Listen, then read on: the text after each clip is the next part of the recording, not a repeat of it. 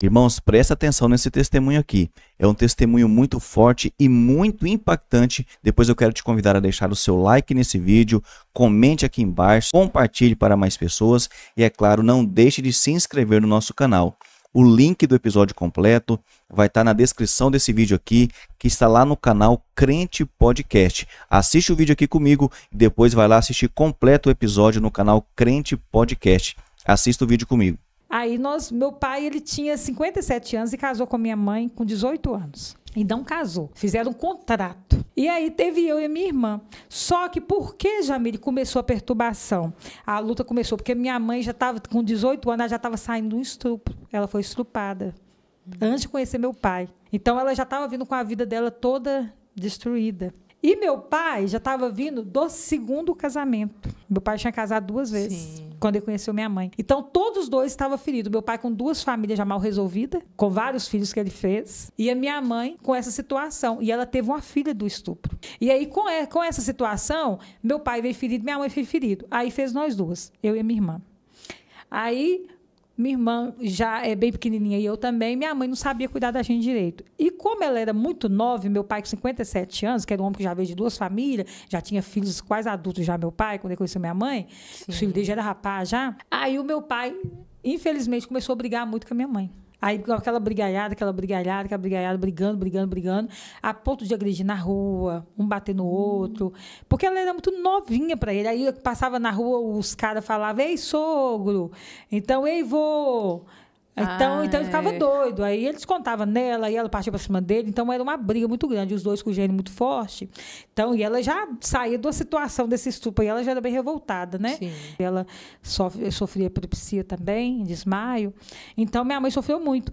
E aí, com isso, entrou nós duas no meio do fogo. Eu e minha irmã foi as vítimas. E aí, meu pai começou a brigar muito com a minha mãe e resolveu ir embora. Só que aí ele foi embora de casa, só que ele não aguentou e voltou e buscou minha irmã. Por que ele buscou minha irmã primeiro? Porque minha irmã é morena e eu sou branquinha. Então, meu pai era moreno. Meu pai era moreno. Sim. Aí ele deu preferência para minha irmã. Foi até onde, na adolescência, veio as revoltas, sabe? Aí ele deu preferência para minha irmã, porque ela falou assim, não, eu vou pegar ela porque ela parece comigo e para mim é ela que é minha filha, eu vou pegar ela. Meu Deus. E deixou eu para trás. Só que a gente ficava muito jogada. Por quê? Porque minha mãe não cuidava da gente. Então, meu pai começou a ver a gente do lado de fora da casa jogada, de qualquer forma, toda suja, né? Os cuidados que uma criança tem, a gente não estava tendo. E a gente não sabia se cuidar sozinha, né? A gente era criancinha mesmo.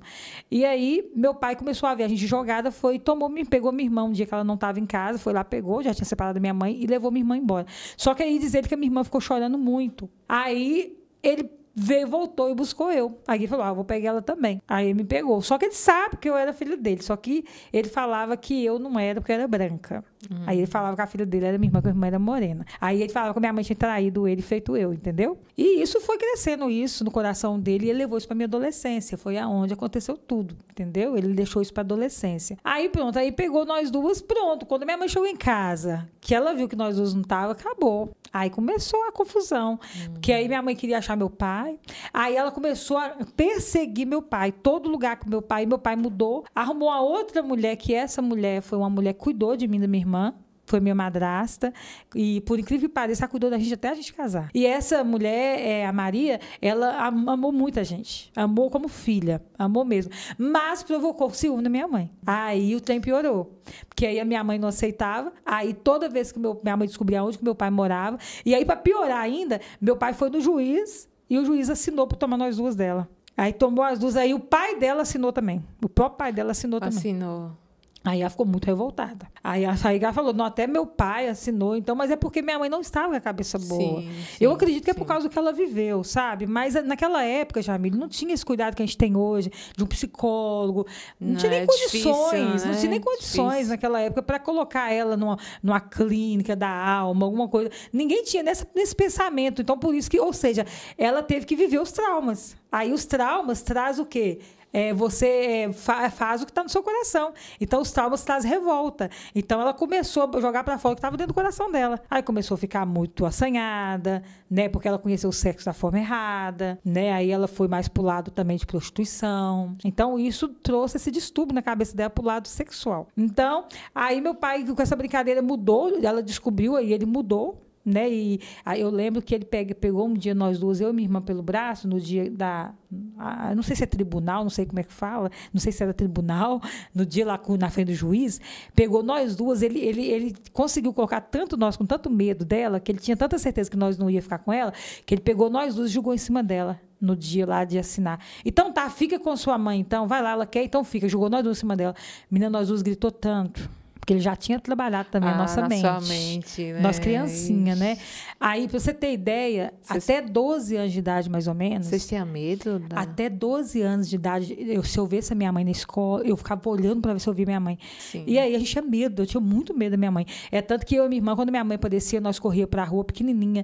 Eu lembro que a minha irmã atravessou linha de trem pequenininha, correndo a minha mãe de noite, que a minha mãe descobria a nossa casa. A gente corria e escondia debaixo da cama dos vizinhos, pessoas que a gente nem conhecia, entrava e começava a correr, esconder debaixo das camas quando minha mãe aparecia. Então, assim, a gente ficava apavorada quando ela aparecia. Sim. E a nossa infância toda foi assim, correndo a nossa própria mãe. A nossa infância toda. Aí teve um dia que foi muito difícil. Por quê? Porque meu pai foi trabalhar e aí minha mãe descobriu. Aí meu pai mudava. Aí descobria, a polícia vinha, meu pai batia na minha mãe batia na minha madrasta, e nós tudo no meio, eu e minha irmã vendo tudo. Aquela brigaiada, aí a polícia vinha, prendia meu pai por um dia pelo outro, aí prendia minha mãe, aí minha madrasta ficava ensanguentada dentro de casa, e a gente no meio daquele turbulhão todo. A infância foi toda assim. Aí teve um dia que foi mais pesado. Meu pai foi trabalhar e minha mãe chegou e meu pai não estava. Aí ele pegou minha madrasta sozinha com nós. E minha madrasta era bem forte, minha mãe também, sabe? Todas as duas fortes, você imagina. Aí minha filha resolveu pegar a minha irmãzinha, minha irmã Luciné, que é magrinha. Na época ela era magrinha, nós duas éramos muito magrinhas, sempre foi magrinha, puxou meu pai. Então a minha irmã pequenininha, uma pegou do lado do braço e a outra pegou do outro. Só que aí elas ficou cega, as duas. E não via que a minha irmãzinha estava gritando no meio, e quase que estourou minha irmã no meio. E eu desesperada vendo a cena. Ah, minha filha, naquela hora meu pai chegou. Aí alguém, não sei quem foi chamar meu pai. Quando meu pai chegou, ele também ficou cego. Aí foi isso tudo nós vivemos na infância. Olha aí, como que a criança cresce desse jeito, numa situação dessa. Aí meu pai já chegou também cego, já pegou, sabe aqueles negócios de caminhão? Tem. Aí meu pai tinha um negócio desse em casa, minha filha. Aí pegou e começou a correr, ficou cego. Quando ele viu que estava estourando minha irmã no meio, aí começou a correr atrás da minha mãe. Que negócio. Aí quando ele viu minha mãe, ele começou a bater na cabeça dela com aquilo. Bateu na cabeça bastante. A ponto dela começar a desmaiar. Meu Deus. Aí pronto, aí ela correndo, ele correu, ele pegou, ainda conseguiu pegar ela. Não, aí depois socorreram ela, né? Socorreram ela, naquele momento ela começou a desmaiar, mas depois ela voltou. Aí a minha irmã não viu nada que aconteceu, mas com certeza que ele chegou a polícia, levou todo mundo. Aqui toda briga chegava a polícia. Aí meu pai mudou para longe, aí pegou eu e minha irmã e mudou para longe, lá pro Espírito Santo. A minha mãe não conseguiu ir lá, não. Quando ele mudava para mais perto, ela achava. Sim. Mas para essa longe ela não conseguiu achar a gente, não. Aí lá que nós começou a nossa vida, mais ou menos com uns uns 11 anos de idade, mais ou menos. E eu lembro, foi onde que eu te falei que eu comecei a intimidade com o Espírito Santo, como eu tinha muita perturbação na infância, e eu só via tormento, eu não via paz, Só que o meu pai, ele era engraçado, ele tinha o lado dele, que ele tinha a vida toda mal resolvida, bagunçada, ele veio com a vida toda bagunçada para fazer nós duas, eu e minha irmã, ele também nunca abriu mão do evangelho. Ele sempre foi as duas coisas. Ele sempre foi cristão. Tipo assim, qual que é as duas coisas que eu quero dizer? Uma pessoa muito ferida, muito machucada e muito revoltada. Mas, ao mesmo tempo, uma pessoa que amava a Deus. Ele sempre amou a Deus. Meu pai nunca vi colocar nada na boca. Hoje ele não é vivo mais, né? Mas eu nunca vi colocar nada na boca sem eu parar e orar. Nunca vi. E aí, o meu pai, ele era assim, muito bom nessa área, que ele ensinou eu e minha irmã a cantar, ensinou a gente a pregar. Meu pai, assim, de um lado ele estava falando palavrão, brigando, quebrando a casa, do outro lado, vem, gente, é hora do culto doméstico. Todo mundo aí sentado. Vamos lá que nós vamos começar a dirigir o culto. Agora, a parte do culto doméstico, nossa, nós pegava a Bíblia e lia tudo errado, mas agora, a oportunidade agora está com a irmã Lucimar. Aí ela me dava, agora a oportunidade que a irmã Lucinéia. Aí eu cresci na igreja, graças a Deus, eu e minha irmã. Aí com 12, 13 anos, nós voltamos a conhecer visitar a nossa mãe. Porque aí nós ficamos adolescentes, aí nós falamos com meu pai, nós somos adolescentes, nós queremos ver nossa mãe agora e pronto. Porque nós temos direito de ver nossa mãe. Aí nós começamos a impor isso nele. Que nós tínhamos direito de ver nossa mãe, que na infância ele fez a lavagem na nossa cabeça, para nós não chegar perto dela e tudo. E não reclamo do meu pai ter me pegado eu e minha irmã, porque meu pai me criou no evangelho. A minha mãe já não conseguiu criar os meus irmãos no evangelho, meus irmãos que veio depois de mim, que ela teve outros relacionamentos, ela não conseguiu criar no evangelho. Então, quer dizer que nós também não ia criar no evangelho. Então, isso aí eu agradeço meu pai. Porque meu pai, por mais que eu passei luta com ele, eu fui a pessoa que mais sofreu com ele na parte, assim, minha irmã, ele mais puxava minha irmã, né? Então eu fui que mais sofreu. Por mais que eu sofri muito, mas eu não tenho como esconder que meu pai me levou à verdade. A verdade, do jeitinho dele, ele conseguiu me levar a Jesus. E hoje eu sou grata pela vida do meu pai por estar aqui. Entendeu? Amém. Independente de tudo que eu passei, sim, eu sou grata pela vida. Que o bom que ele plantou em mim continuou. Então ele plantou de verdade. Amém. Ele plantou de verdade. Então, aí nós crescemos e com essa brincadeira nós começamos a visitar minha mãe novamente, né? Começamos a visitar minha mãe novamente. Minha mãe chorou muito quando a gente voltou a visitar ela, sentiu muito. E minha mãe sempre muito ferida, muito machucada, muito revoltada por causa de tudo que ela viveu. Aí nunca deu certo com homem nenhum, né? Aí os homens só aproveitavam dela. E com isso, nós começamos a ter nossa vida normal. Aí visitamos a minha mãe com a revolta dela para lá e começamos a ter nossa vida. Só que quando eu cheguei à minha adolescência, aí eu fui e comecei a querer dar o troco das revoltas. Aí meu pai começou a me maltratar. Meu pai, tudo que acontecia lá em casa, ele falava que eu não era filha dele. Só com você? Só comigo. Minha filha é a Lucinéia, que a Lucinéia é morena. Você, eu nem sei para que eu te peguei. Para que eu peguei? Você tinha que ter ficado lá sozinha. Porque minha filha é ela, você é branca. Eu não tenho filha branca, você é branca. A palavra fere, né? E eu já vindo de uma revolta muito grande da infância, né? Então, por mais que eu tinha minhas fugas lá, graças a Deus, as minhas fugas foi a presença do Espírito Santo, que foi para onde eu me escondia, mas na hora da adolescência o diabo me pegou bem fraca. Que é a hora que você se descobre, né? Aí você quer vingar. Aí foi aonde eu comecei a ficar desobediente. Aí eu comecei a desobedecer muito meu pai. Por quê? Porque eu achava que... Ele fala que eu não sou filha dele, então eu vou obedecer ele. Não, mãe. Ele fala que eu não sou filha dele. Aí foi onde ele começava a soltar palavras pesadas, que machucava muito, podia ter nascido morta, podia ter nascido quando nasceu, podia ter morrido antes de nascer. Aí começou a falar palavras que feria muito, machucou muito. E aquilo foi me trazendo uma raiva, mas por quê? Meu pai também era ferido. Meu pai também foi machucado, apanhou muito na infância. E os pais antigamente não batiam para educar. Os pais batiam com vara de guaximbo até ela esmagar. Meu pai, só nele foi 3, esmagando nele. A ponto dele desmaiar, ela levantar ele, bater de novo, até esmagar a segunda e a terceira vara. Então, meu pai sofreu muito. Meu Deus. Então, por isso que ele também trazia as feridas. Você tem ideia, essas coças, você vê, tudo começa na infância. Essa coça doeu tanto no meu pai que ele contou ela até 92 anos, até morrer. Ele contou e chorou. Ele contou. E chorou toda vez. Tinha que pegar o lenço para ele. Ele fala, deixa eu contar para você o que minha mãe fez. Todo mundo que ia lá em casa ia contar. Meu pai, não conta, não. Só vai chorar. Não, eu tenho que contar isso. Aí começava a contar, aí já tinha que pegar o lenço. Aí começava a chorar como fosse no dia. Isso até morrer. Então, ele sentiu essa dor até morrer. Até 92 aninhos. Então, por isso que ele descontou esse ódio todo em mim. Só que ele já pegou uma pessoa também ferida. Por causa do que eu vivi na infância. Então, ele me pegou ferida também. Então, ele descontou o ódio dele em mim. Então, aí pronto. Aí eu falei, sabe uma coisa? Eu vou sair de casa. Eu vou trabalhar fora, porque o meu pai me odeia. Não, ele só fala que eu sou branca, E aí eu comecei a ter ódio da minha cor, ter ódio de mim, porque eu era branca. Porque não, eu devo ser muito feia, meu pai não gosta de mim. Eu sou branca, eu tinha que ser morena igual a minha irmã. E a minha irmã, ele tratava ela muito bem. Claro que ele era ignorante também, mas tratava ela muito bem, porque ele puxava muito ela.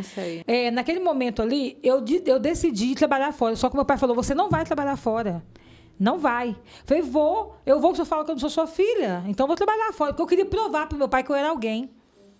Eu falei assim, não, eu não sou ninguém. Eu tenho que provar para ele que eu trabalho. Eu tenho que provar para ele que eu consigo algo diferente. Porque aqui dentro de casa ele só fala que eu não sou filha dele. Não sou filho dele. E me xinga isso contra palavrão, nome ruim. Fala que eu nunca vou ser ninguém na vida. Me amaldiçoa. Então, tudo vai dar errado para mim na minha vida. Então, ele sempre me amaldiçoou. Então, eu vou sair daqui. Na verdade, eu queria ficar livre do meu pai. Ele maltratava tanto, só que ele me trouxe, igual eu te falei, o bom ele implantou em mim, mas a outra parte da raiva dele ele descontava em mim. Aí ele me maltratava muito. Aí, nesse momento que eu fui trabalhar fora, que aí eu inteirei os 18 anos, fui trabalhar em casa de família, 18 anos eu conheci um rapaz, nesse emprego que eu fui debaixo de desobediência. Aí foi aonde começou a segunda etapa da minha vida que veio para arrebentar. Né? Eu já tinha sofrido muito, fui sofrer mais. A gente foi numa célula. Uma célula, pra você ver. Aí esse rapaz estava lá e eu estava morando fora do meu pai, trabalhando em casa de família, mas eu fui numa célula lá, que morava perto da minha avó, tá? Ficando muito na casa da minha avó, também do meu tio.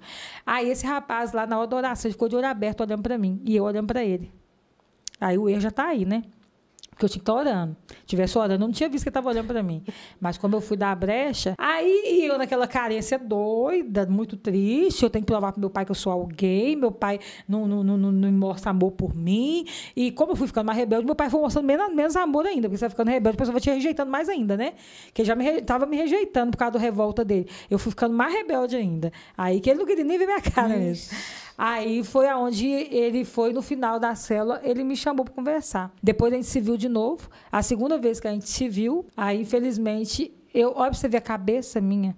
Segunda vez que eu vi o cara, ele me pediu para namorar, eu aceitei. Nem se conheceu. Nem sabia assim, quem né? era, nem sabia o sobrenome, nem a vida dele, nada. Ele só falou que ele morava liberto, que ele era cristão. Ou seja, eu acreditei no que ele falou. Né? Aí eu falei assim, eu posso pensar? Quando ele me pediu para namorar, eu falei, eu posso pensar? Ele falou assim, você tem 5 minutos. Ele falou? Você tem 5 minutos. Aí comecei a namorar com ele. Aí eu falei, só que você tem que conhecer meu pai. Aí quando eu levei ele para conhecer meu pai não concordou. Só que aí eu falei com meu pai, não, mas eu vou continuar. Ele falou, eu não estou vendo nada bom nesse cara. Aí a minha irmã, essa irmã que é a Lucinéia, ela tem uma visão espiritual muito grande também. Ela consegue ver muita coisa. Que Deus mostra para ela. Ela falou assim, Lucimar, sai fora.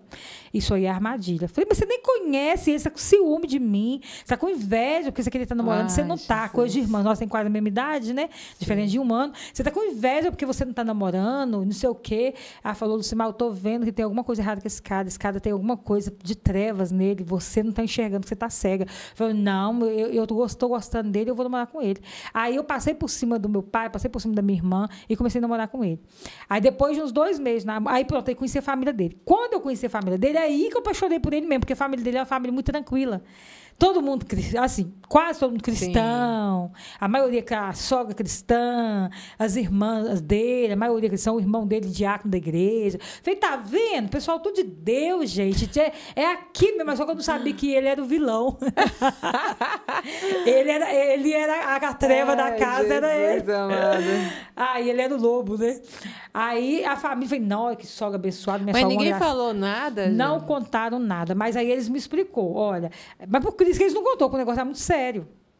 Porque se eles contassem, era coisa pesada. Mas aí eu falei que minha sogra me chamou, depois que ela viu que o namoro estava ficando sério mesmo, ela falou assim, aqui, olha, você realmente quer continuar com ele? Aí eu falei, quero continuar com ele. Ela falou, se você quer continuar com ele, então você vai perguntar o passado dele. E eu não vou te falar, você vai perguntar para ele, que é você que vai casar com ele. Por que você não pergunta? Eu falei, não, você tá certo, a senhora tá certa, eu vou perguntar para ele. Aí eu perguntei ele, já 2 meses e meio mais ou menos de namoro. E meu pai sem concordar, e eu namorando. O negócio ficando cada vez mais forte, e meu pai não concordava não, mas ele aceitou, obrigado. Ele tipo assim, eu aceito, mas não concordo. Porque ele viu que eu não ia parar mesmo, ele teve que aceitar o cara ir lá em casa, sentar no sofá, não tinha saída. Aí ele falou assim, olha, eu não concordo, mas já que você quer, pode continuar. Aí, o que eu fiz? Aí eu levei lá, conversou com meu pai não concordou, continuei. Aí eu falei com ele assim, eu queria saber seu passado. Ele falou, olha, se você quiser continuar comigo, nunca pergunta o meu passado. Quer dizer, aonde tem oculto, Deus trabalha com coisas descobertas, não com coisa encoberta. Porque é o oculto, o Deus revela o oculto escondido, né? Aí ele queria ocultar, trevas. Já tinha trevas. Mas a cegueira espiritual e a carência e a rebeldia falou, sabe de uma coisa? O importante é o presente. O importante é que agora ele está tranquilo, então não interessa o que ele fez no passado, não. Só que eu não sabia que ele não era liberto. Ele estava vivendo aquele momento. Tipo assim, na hora certa vai mostrar as unhas. Tipo isso. Mas como ele queria pegar uma menina virgenzinha da igreja, novinha, ele pensou, não, vou ter que segurar. Vou ter que fingir de bom agora, de um homem bom, para pelo menos conseguir trair essa irmãzinha da igreja. Né? Aí, dando minha filha uns 3 meses de namoro, eu já marco casamento. 3 meses de namoro, marco casamento. Aí já marquei casamento, sabe há quanto tempo? 5 meses de namoro. Sabia nada sobre ele, nada. Aí todo mundo falou, gente, você não vai casar, não. Aí minha irmã se levantou. Minha irmã ficou nervosa. Ela falou, ai, meu Deus, o que eu faço com essa menina? O que eu faço com ela? Gente, eu tenho que fazer alguma coisa. Aí, lá perto, e meu pai desesperado. Meu Deus, ela não pode casar com esse cara é estranho, ela não pode casar com ele. E aí a família dele percebeu também, não podia falar nada, foi deixando. Minha sogra tinha me avisado, eu não vou no seu casamento. Na hora do seu casamento, eu vou estar de joelho orando. Não quero nem ver seu casamento. Olha pra você ver. Gente, todo mundo tava falando pra mim, só eu que não enxergava. Só eu que tava, todo mundo. Imagina a sogra falando, eu nem vou, que eu não vou participar de um trem desse, e a pessoa, se a mãe do cara falar isso, Meu Deus. eu tava cega, a revolta tava. Eu queria ficar livre do meu pai. O meu erro foi esse, eu queria ficar livre do meu pai de qualquer jeito. E eu pensei, casando, eu fico livre dele.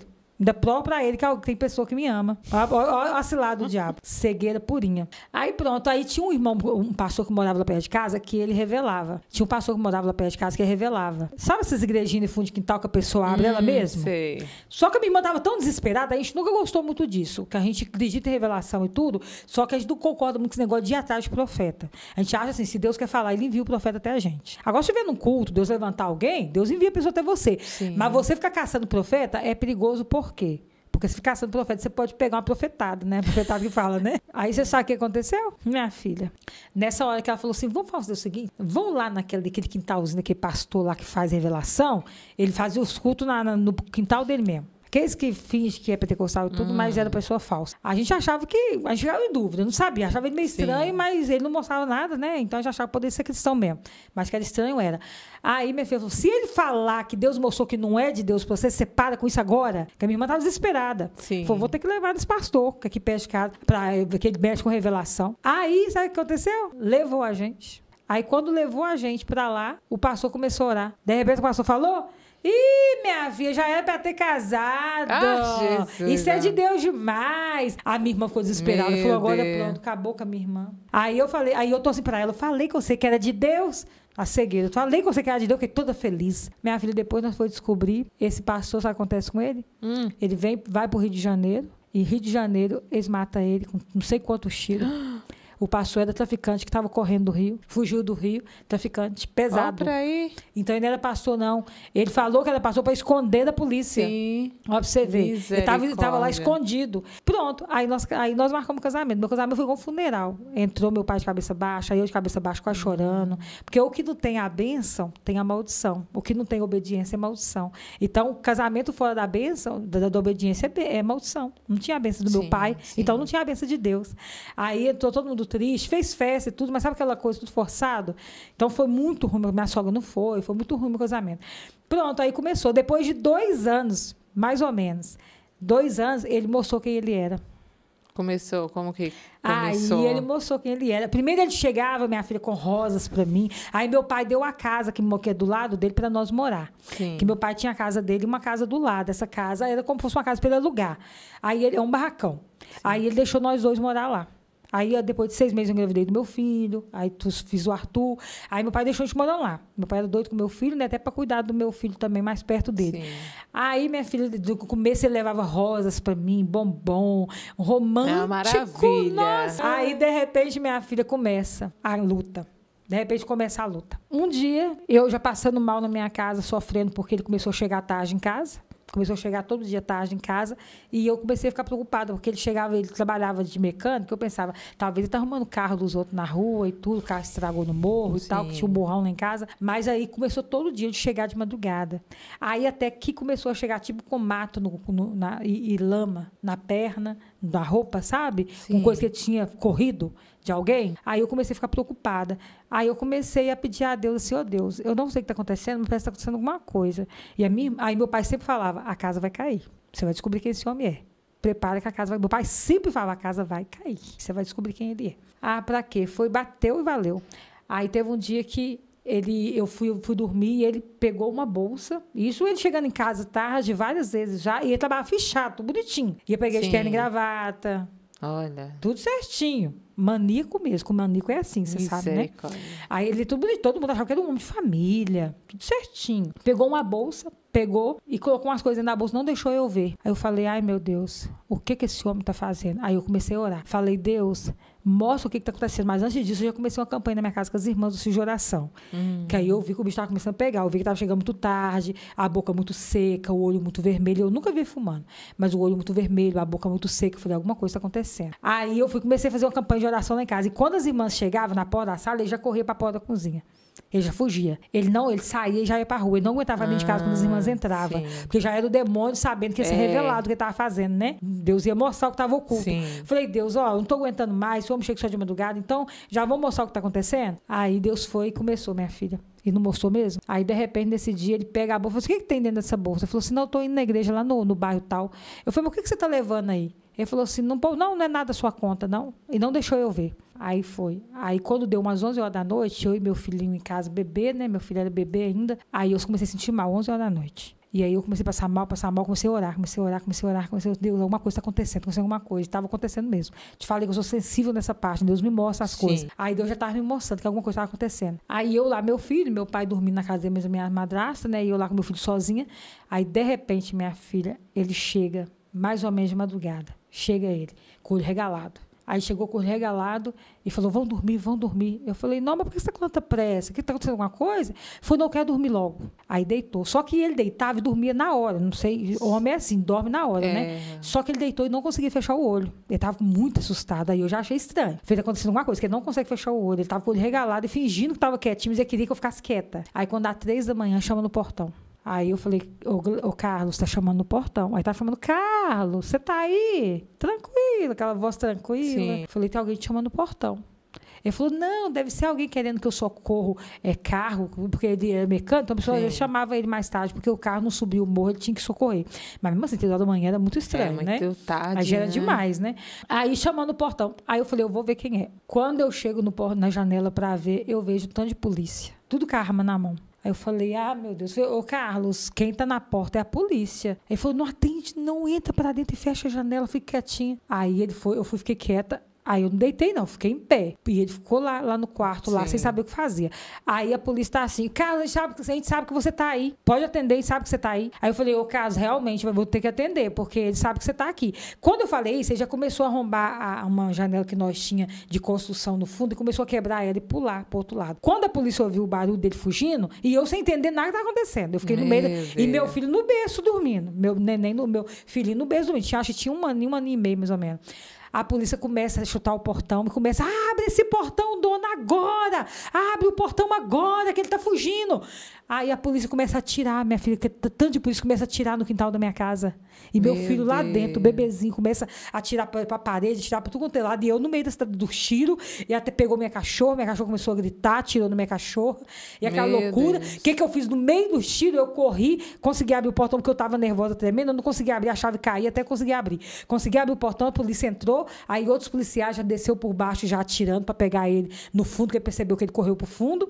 Eu pego meu filhinho novinho, de 1 ano e pouco, e saio no meio do tiro com ele no colo, e corro lá, meu pai dormiu no andar de cima, e corro lá e subo para colocar meu filho lá no quarto do meu pai, porque aí eu fui, bati na porta do meu pai já começou a ver o barulho e veio, né? Sim. Aí eu já encontrei com meu pai, com meu filhinho no colo, falei, pai, coloca ele aí com a mãe, que eu chamava ela de mãe, né? Coloca ele aí com ela e vem que o bicho pegou aqui. Agora o bicho tá pegando.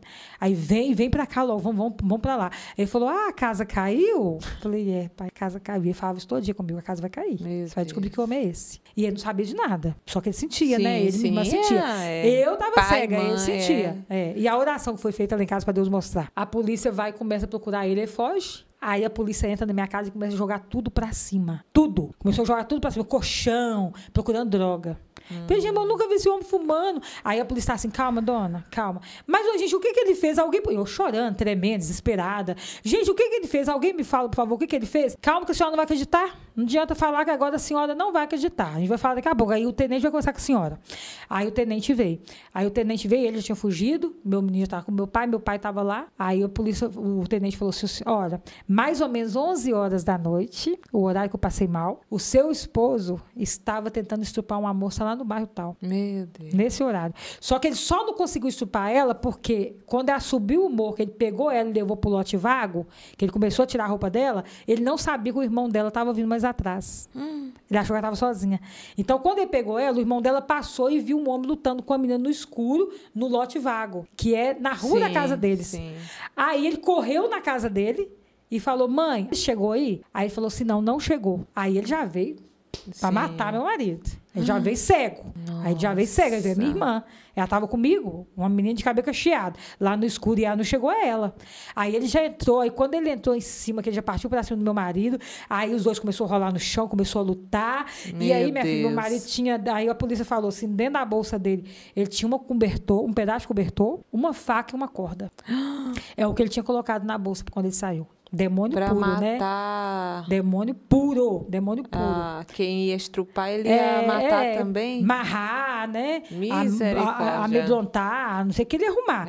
Mas é o que ele pegou. Ah, minha filha, de repente, chega ele lá em casa porque ele conseguiu fugir. O cara era esperto. Aí foi a hora que ele chegou lá em casa. E parece que ele foi a pé. E é uma distância bem grande. Parece que ele foi a pé de madrugada. Ele chegou, deve ter ido correndo. Ele era altão, então ele correu bastante. Aí ele chegou lá em casa de madrugada. Então, nessa hora que ele tava correndo desse cara. E aí o cara foi e chamou a polícia, né? Só que Deus é tão bom que além de ele pegar dessas coisas, ele pegou a Bíblia também. Só que na Bíblia que ele pegou, fingindo que ia pra igreja, que ele tava fingindo que ele tinha ido pra igreja, por isso que ele pegou a Bíblia. Tava a foto dele, o nome da rua que ele morava, o número da casa, tudo, telefone, tudo direitinho, a foto dele lá de todo tamanho. Aí pronto, ele conseguiu fugir do flagrante. Quando foge do flagrante, a polícia não pode pegar. Aí a polícia só pode pegar depois que juntar provas. Aí pronto, aí meu pai levou eu na casa dessa menina, foi muito difícil eu ter que ver essa menina, ela chorando muito, conversei com ela, fiquei muito triste pela menina, muito, muito triste mesmo pelo sofrimento da menina. Ele não chegou a conseguir violentá-la, mas violentou a mente dela, né? Então ele destruiu a mente da menina, ele foi um canalha mesmo com a menina, um monstro, né? Foi o demônio mesmo que usou dele mesmo, o diabo, ele estava cheio de demônio nessa hora. Uma pessoa para fazer isso, não tem como ela não estar cheia de demônio, né? Sim. Totalmente a mente cauterizada. E aí eu fiquei muito triste pela menina, com muita dó da menina mesmo, muito chateada pela menina, pela família. Aí a menina ficava assim: ô moça, não fica esse homem não, esse homem é doido, ele vai te matar, tadinha, ela falava comigo. Só que eu também tinha o meu lado, era o pai do meu filho, eu casei com ele, eu também tinha medo dele. Então, assim, eu tinha outra história, era um casamento, aí a gente também sabe a situação do divórcio, é uma luta. A minha mente estava um turbilhão, tinha acabado de casar, eu estava praticamente na lua de mel. Sim. 1 ano e pouco, 2 anos, eu estava na lua de mel com ele ainda. Meio que lua de mel ainda, vivendo com o mesmo casamento, né? Aí pronto, aí minha filha, depois disso, a polícia, ele fugiu do flagrante. Aí ele foi lá em casa, ele voltou lá em casa depois, ele fugiu. Aí depois a polícia falou: não dorme aqui não, porque ele pode voltar e a gente não sabe como é que ele tá. Dorme na casa do seu pai. Aí eu fui pra casa do meu pai, dormi na casa do meu pai e realmente ele voltou. A gente viu a luz acendendo, ele arrumou, colocou tudo no lugar. No outro dia eu voltei, tava tudo arrumado. Tudo que tava jogado, ele arrumou tudo. Deixou tudo arrumadinho. Ele deixou uma carta pra mim, falando: olha, não foi eu que fiz isso, é mentira deles. Aí ele começou a se dar como inocente. Não foi eu, isso é mentira, eles armaram contra mim. Aí, como ele era tão esperto, ele falou: eu ia pensar, como que ele sabe o que ele estava falando então? Aí ele falou, aí ele escreveu na carta: eu ouvi eles passando, eu estava escondido quando eu fugi do flagrante, eu ouvi eles passando e falando. Mas como que ele era esperto? Que eu ia pensar, como é que ele sabe, sendo que ele não foi ele? O que estava acontecendo? E para mim, por que ele correu se não era ele? Olha, você vê que mentirada? Lógico que era ele. Aí a Bíblia lá com a foto dele, a bolsa dele, tudo. Sim. Mas a gente que é esposa, nessa hora a gente tranca a mente da gente. A gente vem da negação. Ver a verdade, a gente não quer a verdade porque a gente sofre. Então é a negação. Sim, é o momento da negação. Sim. Aí foi onde aí de repente ele fugiu, aí foi triste. Essa parte foi muito triste, que foi a parte que ele veio, ele voltou lá em casa e foi a parte de despedir do meu filho. Aí doeu muito. Essa parte doeu, porque meu filho já ficava em pezinho, né? Quase 2 aninhos. Aí ele ajoelhou na frente do meu filho e olhou no olho do meu filho com a bolsa dele, magrinho, pele e osso já, estava acabado. Deus. E eu veio naquela situação e saber que tudo era por causa da minha desobediência. Mas ele ia para onde? Para cadeia? Não, ele ia embora, fugir. Ele queria fugir. Porque ali ele ainda podia fugir, porque a polícia não podia pegar ele ainda. Tava ali.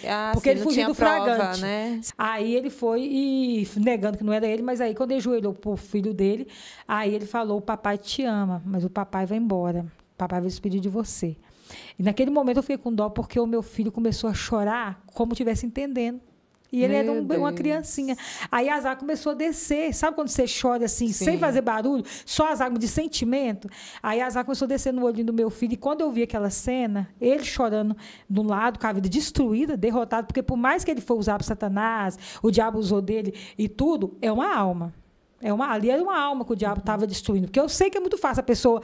Quem ouve meu testemunho mesmo fica... Nós tinha que matar. Eu sei que as pessoas pensam assim. Só que as pessoas esquecem também que aquilo ali é uma alma que deu brecha para Satanás. E aí Satanás aproveita da fraqueza da pessoa e destrói a vida da pessoa. Ali estava destruindo um pai também, que tinha um filho, um marido, que estava com a mente toda cauterizada. E com certeza também veio de revolta. Então todo mundo tem uma história. Todo mundo tem uma história. Aí, só que não justifica.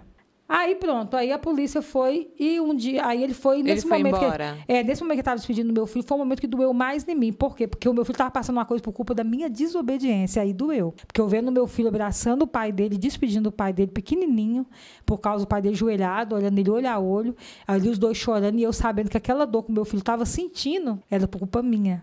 E é algo que eu sabia que eu ia refletir depois. E refletiu na adolescência do meu filho. Aquela despedida ali do pai dele. Então, eu sabia que era culpa minha. Aí eu me culpei muito ali naquele momento. Aí eu chorei muito também. E aí ele despediu e foi embora. E quando eu vi aquele homem todo pele e osso, já com fome, já não tinha nem onde comer mais, estava indo para morrer mesmo. Aí eu fiquei olhando da Gretinha, eu e meu filhinho no colo, e olhando e nós dois chorando. Então, ali foi uma cena muito pesada para mim. Falei, por que eu fui desobedecer meus pais? Não precisava de eu estar vivendo isso agora. Um homem indo embora, que vai morrer a qualquer momento. Aí pronto, aí ele foi embora, a gente viu ele, eu vi ele indo embora, eu vi que esse homem aí acabou, esse homem aí está destruído. Aí depois de um dia a polícia me liga, falou assim que, olha, seu marido está preso, você precisa vir na cadeia, trazer roupa para ele e uso pessoal, e não dá para você visitar ele, você só vai trazer as coisas para ele porque aí dava uma gargalhada, ele está deformado. Você vê o preço do pecado, né? A Bíblia fala, a caminhos parece bom, mas no final são caminhos de morte. Aí é onde fala que a desobediência leva à maldição. Aí pronto. Então, assim, eu estava sofrendo uma pressão psicológica de todos os lados. Aí foi aonde o meu pai começou a me pressionar para separar dele. Falou, não, você tem que largar esse homem. E se for olhar pelo lado do meu pai estava certo. Porque é um homem que, além de ser um homem que fez uma loucura, um estuprador que fez uma loucura... Né? Um homem que estava destruindo vidas, destruindo pessoas, ele estava destruindo eu também. Estava destruindo ele, estava me destruindo também. Só que o meu outro lado, já falava de um lado como alma. Eu já comecei a ver ele como uma alma que eu sabia que, infelizmente, a qualquer momento ele ia morrer mesmo por causa da situação. Aí eu coloquei como fosse assim, eu entrei na situação, quando eu descobri que o cara era um escravo de Satanás, eu deixei ele morrer na mão do diabo e para o inferno. Eu coloquei como uma culpa. Tipo assim, então, já que eu entrei na briga, já que eu casei com o cara e não quis saber o passado do cara, agora é muito fácil eu ter uma notícia aqui que ele se matou. É muito fácil, né? Aí eu vou viver minha vida achando normal. E ele é o pai do meu filho. E meu filho ia pensar o quê disso? Então, eu falei... E você, infelizmente, né? A pessoa que entra numa vida dessa, aí sabe que a pessoa não vai viver muito tempo. Mas aí eu comprei uma briga feia com meu pai. Que meu pai falou, não, então você não vai separar dele? Eu falei, não, pai, eu vou lutar por ele. Não para ele viver comigo de novo quando sair de lá, eu vou lutar pela alma dele. Ah, meu pai virou o bicho comigo. Aí meu pai falou, então tá, então se você não vai separar desse homem, a partir de hoje, a casa que eu te dei, eu tomo ela, você tá na rua e eu tomo seu filho. E você já lembra que meu pai já tinha feito isso comigo, com a minha irmã, as gerações com a sua mãe, né? Com a minha mãe. Então, eu queria fazer a mesma coisa com o meu filho. Aí, eu ia viver o mesmo com a minha mãe, né? Aí eu falei, não, pai, você não pode tomar. Eu falei, posso? Você está com depressão. Você cai na rua e desmaia. Eu comecei a ter depressão muito forte, eu dava crise de ansiedade fortíssima. Aí eu comecei a dar uma dor de cabeça insuportável, eu desmaiava na rua. Isso sem ter nada. Eu ia lá, fazia os exames, não tinha nada. Não tinha nada. Ansiedade, depressão. Depressão, crise de ansiedade, por causa que a minha mente estava muito nova para tanta coisa. Porque eu já tinha começado a minha guerra fugindo da minha própria mãe lá na infância. A minha vida toda foi vendo polícia, meu pai batendo minha mãe desmaiando, minha madrasta arrebentando a minha mãe arrebentando a minha madrasta, só sangue descendo. A minha infância foi toda assim, fugindo para a rua, na frente de carro, criança correndo da minha própria mãe. Depois eu ainda entro numa situação dessa. A minha mente não estava pronta. Aí, com isso, o tempo foi passando, e eu fui ficando cada vez pior. E como meu pai tomou a casa, aí meu pai fez eu sair mesmo. Aí eu tive que sair, porque eu não abandonei meu marido. Aí meu pai fez eu sair da casa. Ele falou, não, então você vai sair realmente da casa. Aí, quando eu saí da casa, e assim, uma coisa que eu nem gosto muito de falar, mas que doeu muito em mim, que eu não queria ter feito, mas como eu estava vivendo a situação, eu era obrigada a fazer, que era ficar com ele lá na cadeia. Aí, essa parte doeu bastante. Porque nessa época ele já estava me ameaçando de morte. Lá dentro? Se eu não ficasse com ele. Ele já estava me ameaçando de morte.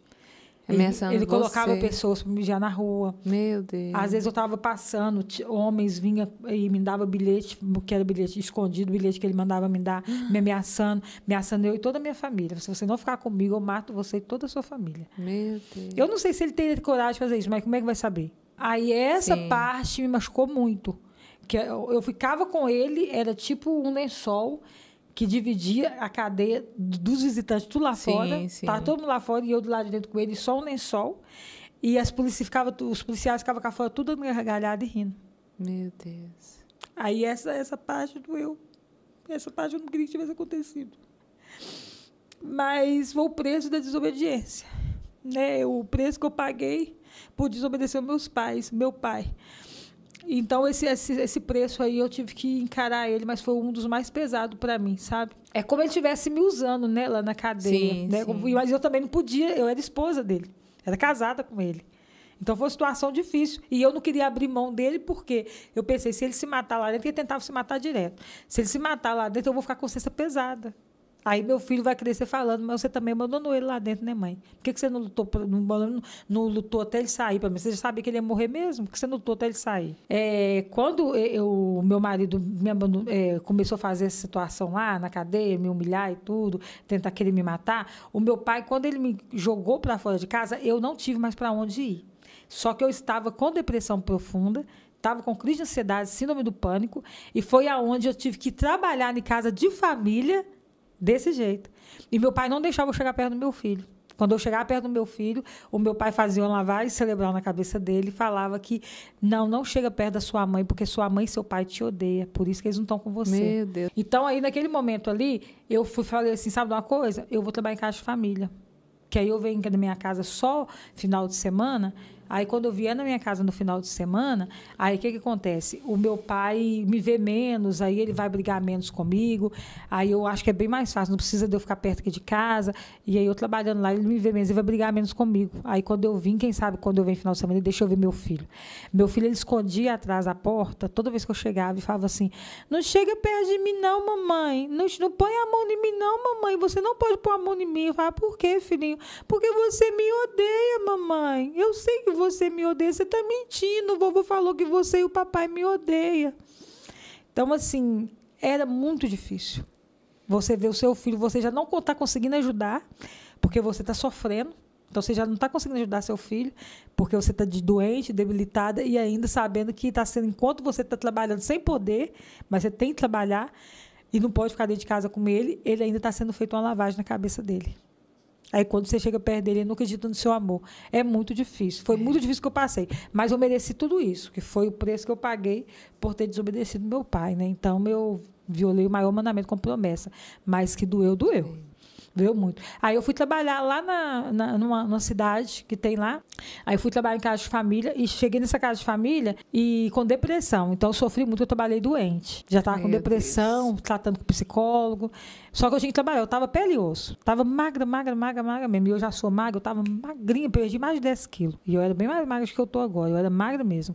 Então eu estava pele e osso, cheguei lá igual um caco. Aí eu comecei a trabalhar nessa casa de família, só que Deus, ele é tão lindo, sabe, Jamile, que Deus, quando ele quer encontrar a gente, ele acha a gente em qualquer lugar.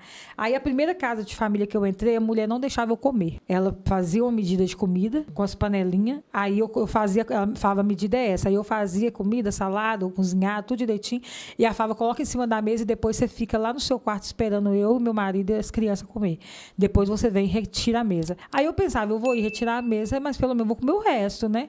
Assim, o que sobrar eu como, e eu morrendo de fome. Eles iam comer lá para 1 da tarde, eu morrendo de fome. E ela não deixava pegar fruta, nada. O que eu fazia? Eu tinha umas pratinhas, eu ia para a padaria e comia pão com salame. Ela não deixava eu comer na casa dela. Aí, e eu morava lá, na casa dela. Deus. Eu dormia lá.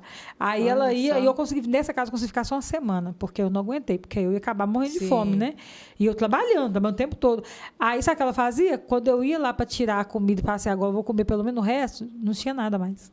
Tinha tipo um caroço de arroz, um caroço de feijão, só aqueles carocinhos que sobram no fundo, não tinha comida. Aí um dia eu virei para ela e falei assim, você não quer que a gente faça uma medida a mais, não? Porque não está sobrando comida para mim. Ela falava, não, é isso, sobrar, sobrou. Se não sobrar, não sobrou. E nunca sobrava. Misericórdia. Então, é os preços que eu fui pagando, sabe? Cada vez piorava mais. Aí eu com depressão, sofrendo, a situação. Então, eu estava sofrendo muito, muito mesmo. Aí eu fui e saí dessa casa. Minha irmã mesmo falou, não, sai dessa casa, pelo amor de Deus, que você não precisa disso, não. Aí eu saí dessa. Aí eu arrumei outra para me ficar. Essa eu fiquei só uma semana. Aí eu fui trabalhar em outra casa. Aí, nessa outra casa, a mulher era muito boa para mim. Só que Deus é tão lindo. Tinha um quartinho de empregada bem pequenininho, uma televisãozinha dessas antigas, bem pequenininha, e ela pegava a rede super. Eu não sei se a rede super pega aqui, eu acho que pega só lá no... Pega aqui? Então, pegava a rede super, que é da Lagoinha. Aí, eu nem conhecia Diante do Trono direito, na época. Que eu era da Assembleia, né? E eu não conhecia. Aí, minha filha, eu dormia do lado do canil de cachorro.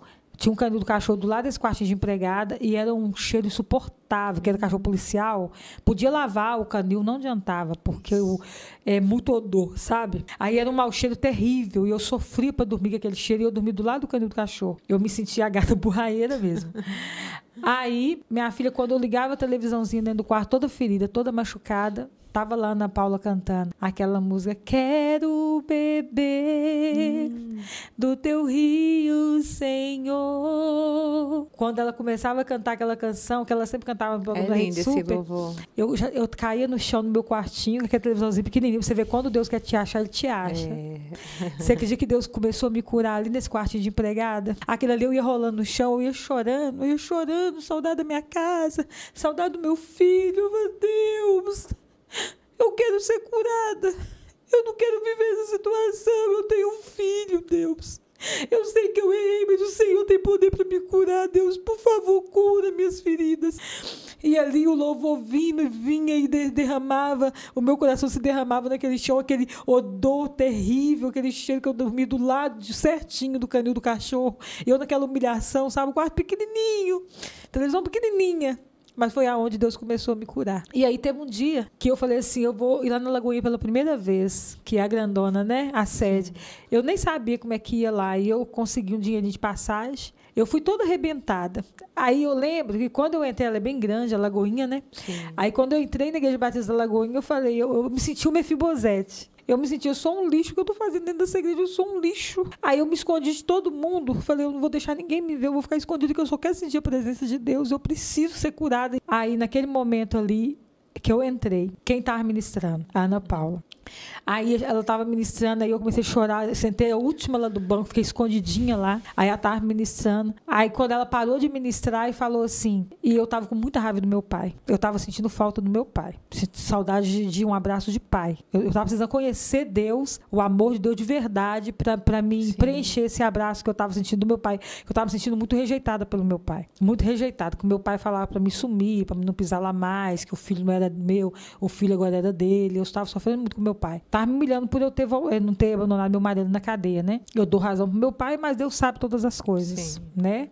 Deus sabe no final o que ia acontecer, por isso que ele estava me dando forças também, né? Aí ela falou, você que está sentindo falta de um abraço de um pai, eu quero que você venha aqui na frente e você vai dar um abraço, todos vocês que estão sentindo falta de um abraço de um pai, você vai dar um abraço todos esses irmãos que estão aqui na frente, aí colocou, né, os obreiros lá na frente, e você vai sentir esse amor que você nunca sentiu. Agora você vai ser abraçado pelo pai. Aí na hora que ela falou isso, aí todo mundo abraçou todo mundo e ninguém teve coragem de abraçar ela. E ela também estava lá. Mas aí eu fui arrastando lá para frente e sobrou ela. Todo mundo estava abraçando alguém, sobrou ela. Eu falei, como que um lixo como eu vai abraçar a Ana Paula Valadão? Eu sou um lixo. Como que eu vou abraçar essa mulher? Mas aí, naquele momento, eu não aguentei. Ela falou, quem quiser pode vir, eu tô aqui, pode vir, pode me abraçar, que você sentiu o abraço do pai. Ana Paula, ela é muito humilde, sabe? Sim. Aí ela abriu os braços assim, quando ela abriu os braços, eu pensei, eu não tô nem aí, é lixo mesmo, mas eu vou abraçar ela. No momento que eu abracei a Ana Paula, Jamile, eu não sei o que aconteceu. Deus desceu ali naquele lugar. É como eu tivesse ido só para aquilo ali, sabe? Sim. Porque Deus já estava fazendo isso comigo, um encontro com o Pai. Sim. E Deus já estava fazendo isso comigo lá no quartinho de empregada. Sim. Eu abracei ela, eu chorei tanto no peito da Ana Paula. Eu estava com tanta, assim, eu tava tanta coisa para jogar para fora. Sim. Eu estava assim, doendo tanto, que tudo que eu queria ser amada naquele momento, eu queria um abraço. E eu não podia isso com meu pai. Eu não tinha, meu pai já estava me desprezando. E eu falava, gente, meu pai sempre falou que eu sou branca, que eu não era filha dele. Eu preciso achar esse amor de pai. Eu não consegui ainda. Eu quero achar um pai que me ama de verdade. E naquele momento ainda fui procurar um marido que me destruiu mais ainda, que eu não consegui achar um amor de verdade também. Então eu fui sendo só rejeitada. Aí ela foi abraçando, ela foi me apertando. Aí eu senti realmente que é o Espírito Santo que estava me abraçando, sabe? Sim. E naquele momento eu senti o amor de Deus, o amor verdadeiro de Deus como pai. Depois disso, ali Deus foi preenchendo as lacunas, sabe? Por isso que eu falo, toda pessoa que sente falta, que sente a orfandade, sente a falta de um pai. Talvez você está me assistindo agora e você não tem um pai. E você não encontrou esse amor ainda, você não encontrou esse pai ainda verdadeiro. Você foi rejeitado, você foi humilhado, talvez pelo seu pai. Ou você nem conheceu o seu pai. Quando você abraçar o próprio Deus, o amor de Deus na sua vida, se abraçar o Espírito Santo e sentir o abraço dele, você nunca mais vai sentir a falta de um abraço de um pai. Porque o abraço de Deus, ele preenche todo o vazio. Todo vazio. Ele te preenche por dentro e por fora. Ele te consome, o amor de Deus, ele te constrange. Ele consome o que não presta e constrange você com o amor dele. O que não presta, ele tira e o amor dele te acolhe. E ali, ele foi me curando, tirando lixo. E eu fui jogando tudo em cima da Ana Paula. Aí eu comecei a urrar. Eu gritava, eu urrava. Porque eu senti mesmo o amor de Deus. Sim. Porque eu fui ali para abraçar mesmo. Eu queria sentir o abraço de um pai. E eu fiquei com medo de abraçar ela, porque primeiro por ela ser uma mulher muito importante. E eu me senti um cachorro morto ali, como Mefibosete. Eu senti um cachorro morto desse aqui nessa igreja. Eu sou pior do que um lixo aqui nesse lugar. E eu não queria nem que as pessoas me vissem. Mas sabe quando é o próprio Deus que está te chamando? Assim, eu pensava assim. Mas sabe quando é o próprio Deus que está te chamando? E naquele momento eu senti, mas ela abriu o braço, eu falei, não tem jeito. Eu preciso de um abraço. Eu preciso ser amada agora. E Deus sabe, talvez eu não ia nem conseguir. Se Deus não fizesse aquilo ali comigo, porque Ele me levou naquele lugar. E Deus me curando. Só que aí, quando eu falava com meu pai verdadeiro, da terra, meu pai da terra, ele já vinha com toda a mágoa de novo, porque ele também estava ferido. E meu pai não me magoava porque meu pai era ruim. Meu pai era ferido. É porque a ferida dele nunca foi fechada. Sim.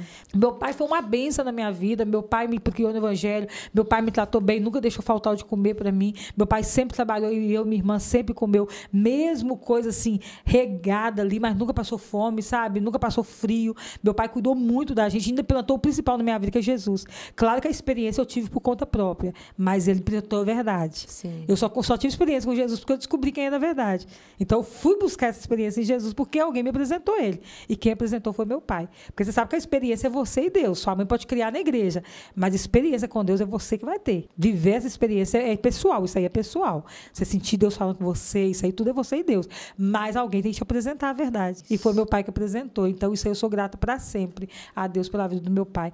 Então, aí só como ele era ferido, ele me feria. Aí foi aonde eu saí de lá e teve um dia, aí eu voltei e falei assim, sabe uma coisa? Aí eu fui pro encontro, mas aí antes de eu ir pro encontro, eu falei, eu vou voltar para casa do meu pai. Eu vou voltar, vou ficar perto do meu filho, eu vou pedir perdão pro meu pai, eu preciso que o meu pai me perdoe, que me aceite de volta. Aí eu liguei pro meu pai. Falei, pai, eu lembro que eu tava com a mochila nas costas e eu tava perto de uma linha de trem. Aí eu liguei pro meu pai e falei, pai. Ele falou, quem tá falando? Aí eu tava na casa de família, né? Ficava a semana Sim. toda, então ele não me via muito. Eu, pai, sou eu, a sua filha, Lucimar. Eu falei, não tenho essa filha, não. Você não é minha filha. E por que você tá viva ainda? Já era pra você ter morrido, menina. Por que você não morre? Aí, naquele momento que ele me falou isso, eu tava perto da linha de trem. Aí, na hora, o diabo falou, então chegou a hora. Agora é a hora de você tirar a sua vida e acabar com a sua vida aqui hoje. Morre! Eu não quero ouvir falar mais seu nome. Você não tem pai, você não é minha filha. Acabou, não tenho nada com você mais. E desligou o telefone na minha cara. Aí, naquela hora, o diabo falou, você já tá na hora de colocar um ponto de final nessa história. Agora chegou a hora. Aí, naquele momento ali, que eu fui pra linha de trem, o diabo joga na frente, quando o trem vier, você já se joga com tudo. Que aí você acaba com isso agora. E seu pai vai ter notícia agora que acabou. É bom, quem sabe, né? E aí ele vai se sentir até aliviado. Porque eu sei que trouxe problema para casa. Então agora ele vai ficar livre. Então acaba com isso, alivia seu pai de uma vez, alivia sua família, você envergonhou sua família. Aí no momento que eu fui para a gente esperando o trem passar, olha o que Deus fez. Como que Deus, por isso que eu sou apaixonada com louvor. Deus fez, Jamile, que viesse um louvor tão alto no meu ouvido. Eu pensei que parece que era algum camelô que colocou. tocou, ou algum som de alguma loja. Eu não sei o que Deus fez naquele momento, mas ele veio tão alto que parecia que estava vindo direto do céu. Se alguém colocou, Deus fez a pessoa colocar de uma altura que penetrou dentro do meu ouvido. Eu caí de joelho na linha de trem, no chão, no meio da rua. E naquele momento ali eu comecei a sentir. O Senhor, realmente era Ele que estava trazendo aquela música no meu ouvido, e o Senhor me dando livramento de morte. Aí naquele momento Ele trouxe para mim Isaías 15, 49, 15. Pode uma mãe esquecer do filho que cria, do filho do seu ventre? Mas mesmo que ela viesse a esquecer, todavia, eu nunca me esquecerei de ti. Eu não me esquecerei de ti. Eis que tem o seu nome gravado na palma das minhas mãos. Então, naquele momento ali, eu senti novamente o amor do Pai. Novamente, Ele me livrando da morte ali naquele momento. Mas ali eu falei, não, então, se eu levantar daqui, agora eu não vou deixar ninguém me enganar mais. Aí eu fui chorando, pedindo perdão a Deus, aí as pessoas começaram a parar e ver que aí a lágrima foi descendo. E Deus fez que a música continuasse tocando, e a música foi tocando, e o Senhor me lavando por dentro, sabe? E a música tocando, não sei aonde. Mas se ela veio do céu na hora, eu não sei de onde que ela veio. Mas que ela veio bem alta, ela veio. E ela me livrou ali da morte naquele momento, através desse louvor que Deus usou, né? Aí eu fui, depois eu voltei para casa do meu pai. Aí foi aonde o meu pai queria me matar. Ele queria me matar, pegou um pedaço de pau porque eu cheguei perto do meu filho. Ele queria me matar. Eu caí na rua e comecei a chorar, deitei no meio-fio, comecei a chorar. Ali eu chorando no meio-fio, chorando compulsivamente, que eu queria ver chegar perto do meu filho, não conseguia. Meu pai sempre queria bater, pegar um pedaço de pau para não chegar perto do meu filho. Aí passou um casalzinho simples, palitozinho, a mulher simplesinha com um coquezinho na cabeça, casal simples. Falou, irmã, por que choras? E eu deitada no meio do chão do meu filho, na rua, não quis nem saber, eu só estava ali chorando. Eu tô chorando porque, ó, eu não posso chegar perto do meu filho, o meu marido está sendo torturado na cadeia, porque ele errou e ele está pagando o preço. Eu não consigo abandonar ele na cadeia, porque eu sei que ele vai morrer mesmo, vai acabar morrendo pelo que ele fez, e eu não quero carregar essa culpa. Eu estou lutando pelo menos para ele ser salvo. Eu não estou conseguindo lidar com a situação. Eu estou com depressão profunda e eu não sei mais o que fazer. Minha cabeça não está suportando tanto problema. Eu não estou suportando. Eu preciso que Deus me leve, faça alguma coisa e me tire desse tormento. Aí, nessa hora, esse irmãozinho falou assim, com autoridade, sabe, Jamile? Ele falou, pois para de chorar. Aí eu assustei com a autoridade dele, daquele irmãozinho. Eu falei, tipo, tentando engolir o choro, assim, assustada, que ele falou com tanta autoridade. Ele falou, irmã, conta o tempo. Conta o tempo. Deus está escrevendo a sua história. Irmã, a sua história vai virar testemunho desse jeito. E ele vai fazer de uma forma, irmã, que todos irão ver. Aí marcaram o encontro, acho que até pagaram para mim, que eu não tinha dinheiro. Fiquei 3 dias no encontro. Os 3 dias foi rolando no chão. Toda vez que descia do quarto para começar a ministração, o dia todo. Eu só ficava no chão, rolando. Só rolando e urrando, de tanta dor. Eu sentia que... Aí eu começava a gritar, tá doendo, tá doendo, tá doendo. Aí as pastoras, as diaconisas falavam, mas o irmão tá doendo onde? Elas ficavam preocupadas. Ele tá me curando, deixa doer, eu quero que ele tire tudo. Eu quero sair daqui totalmente curada, porque eu quero contar o que ele fez na minha vida. Porque ele falou comigo um dia, lá, eu caída na rua, ele falou que eu vou contar. E Deus vai usar da minha história para curar pessoas. Então deixa doer, ele tá fazendo a cirurgia no meu coração. Tinha muita ferida, por isso que eu te falo que Deus tem que curar, a pessoa tem que deixar Deus curar. Que aí imagina eu com essas feridas abertas, como que eu ia conseguir falar de Jesus para alguém? Sim. Como que eu ia perdoar pessoas? E naquele momento ali eu vi, se eu estou precisando do perdão de Deus na minha vida, como que eu não vou perdoar pessoas? Porque ali Deus estava me perdoando do meu pecado, da minha desobediência aos meus pais, de ter casado com a pessoa errada, que Deus falou para não casar, usou de tanta gente para falar, eu não ouvi, rejeitei a voz de Deus, desonrei meus pais, que é o maior mandamento com promessa. Se tiver algum adolescente ouvindo aqui, eu quero dizer para você, jovem, honra os seus pais, é o maior mandamento com promessa. Se você amaldiçoa seu pai, amaldiçoa sua mãe, arrependa enquanto é tempo, porque os seus pais foi Deus que colocou na sua vida, foi Deus que te deu esse pai e essa mãe. Eles podem ser o que for, mas é alguém que Deus colocou na sua vida, e pela palavra de Deus, se você não honrar, os seus dias são diminuídos nessa terra. A Bíblia fala, honra o seu pai e sua mãe, para que os seus dias sejam prolongados nessa terra. Então, quando você não honra, os seus dias são diminuídos. Olha o tanto de dia que eu perdi só visitando meu marido na cadeia.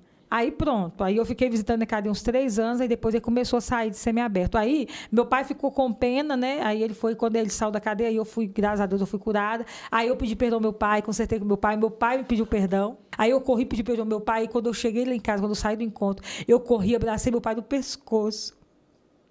E eu falei, pai, me perdoa. Me perdoa. E eu chorei muito, abracei meu pai no pescoço. Pai, me perdoa, eu te amo, pai. E ali, naquele momento ali, foi tão lindo que o meu pai falou, minha filha, eu também amo você. E naquele momento, meu pai também me pediu perdão.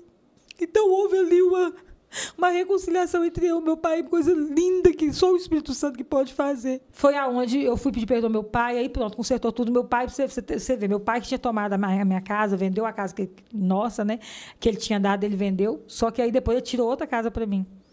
Aí ele foi, tirou outra casa, me colocou dentro da casa, tirou outra casa para mim, tadinho. Tirou e me colocou, ele tinha tomado, né? Sim. Por causa daquela revolta, aquela ferida. Sim. Aí tirou e meu marido saiu da cadeia e começou até a morar lá, nessa casa. Saiu da cadeia, começou a trabalhar fechado de novo. Mas aí, com alguns meses... Ele aceitou ele de novo, aceitou e pediu perdão para ele. Ele saiu da cadeia, pediu perdão. Aí ele estava mostrando realmente que estava arrependido, sabe? Sim. Estava mudado. Eu até acredito que talvez ele, do tanto que ele sofreu, talvez ele até tinha arrependido mesmo. Só que talvez ele não ia aguentar ficar muito tempo arrependido daquele jeito. O inimigo ia tentar ele de novo. Aí foi para a igreja, a gente estava indo na igreja, tudo direitinho, eu, ele, meu filho, tudo certinho. Eu já estava na igreja, né? Ele começou a ir também. Aí ele começou a ser acompanhado pelo pastor lá. E aí cuidou de mim, cuidou do meu marido. Mas um dia indo trabalhar, ele trabalhava fechado, indo trabalhar, ele arrumou a bolsa, colocou um lanche na bolsa, deu um beijo no filho dele, que é meu filho Arthur, meu filho ainda pequeno, né? Sim. Já estava aí já com uns 9 anos, mais ou menos. Aí deu um beijo no meu filho e deu um beijo em mim. Aí, depois de 15 minutos, o interfone tocou, que ele tinha acabado de ser assassinado com 5 tiros, indo trabalhar. Aí, segundo o que o pessoal fala, é que o cara parou ele e falou, se você mudar aqui do bairro, você vai viver. Mas o crime que você cometeu, você não é perdoado por nós. Ele falou, a gente está vendo que você está indo para a igreja, a gente está vendo que você está indo com a sua esposa, vocês estão certinho e tudo, você está certinho com a sua esposa e tudo, você parece que está querendo mudar mesmo. Porque ele veio passar indo para a igreja comigo, né? Só que morar aqui, não. Aí a gente não aceita, não. Você pode viver sua vida, deu a chance para ele, né? Pode viver sua vida em outro lugar, mas aqui não. Aí ele debateu, falou, não, eu não vou sair, não. Eu não vou sair, não, porque eu já paguei tudo que eu tinha que pagar e paguei quase com a vida. Então, como eu já paguei o meu erro, e agora eu vou viver com a minha esposa, a gente está com uma casa nova, eu vou viver aqui com ela, não sou obrigada a sair, porque eu já paguei o que eu tinha que pagar. Só que ele não entende que o bandido não pensa assim, né? Não. O bandido não perdoa. Deus perdoa, o bandido não. Aí o cara foi falar, então tá, você não vai... E ele em Campo Cabu, sem trabalhar. Então tá, você não vai sair por bem, você vai sair por mal. Aí na hora que ele falou isso, o cara falou, espera que eu vou ali. Ele, como ele também viveu nesse mundo do crime, ele sabia. Se o cara falar, eu vou ali, já foi buscar arma. Só que ele não correu. Parecia que era para ele morrer. Meu Deus. Ele não correu. Ele continuou andando de costa ainda, indo pro ponto de ônibus. De costa ainda. Nossa. Aí o cara veio e pegou ele por trás. Já correu lá, pegou a arma e já deu 5 tiros nele. Meu Deus. Por trás. Parece que tinha chegado aquela hora, sabe? Aí hoje é só eu, sozinha, e o meu filho.